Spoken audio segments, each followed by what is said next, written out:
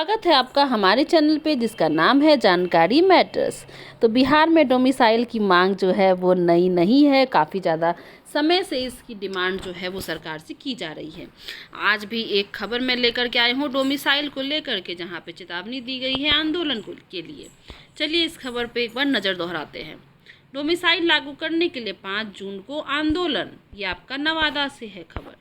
Bihar student union 5 जून को संपूर्ण क्रांति दिवस पर डोमिसाइल और पारदर्शिता की मांग को लेकर महा आंदोलन करेगा।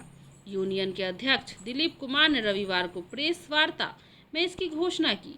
आंदोलन पटना कॉलेज से सुबह 10 बजे शुरू होगा।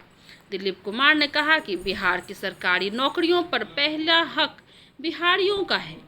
वोट दे बिहारी और नौकरी ले बाहरी, अब यह नहीं चलेगा।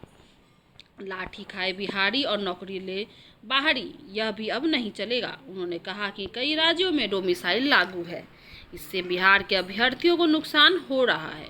कुछ राज्यों में परीक्षा की प्रक्रिया और सिलेबस ऐसा बनाया गया है जिससे वहां के अभ्यर्थियों को फ़ायदा मिलता है, यानी अप्रत्यक्ष रूप से डोमिसाइल लागू है। उन्होंने मांग की कि बीपीएससी टीआरई की प्राथमिक शिक्षक भर्ती में 100% डोमिसाइल लागू हो। प्राथमिक शिक्षा मातृभाषा में देने से बच्चों को लाभ होता है।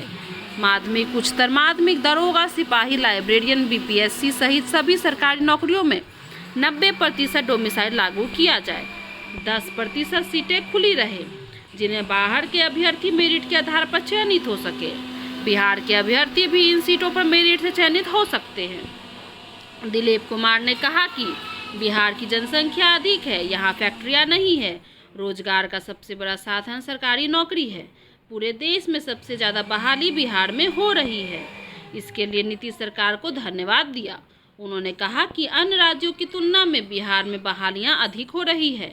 इस कारण देश भर के अभ्यर्थी बिहार की परीक्षाओं में शामिल हो रहे हैं। बीपीएससी टीआरई में कुछ विषयों में समान श्रेणी में बिहार से बाहर के अभ्यर्थियों का चयन अधिक हुआ।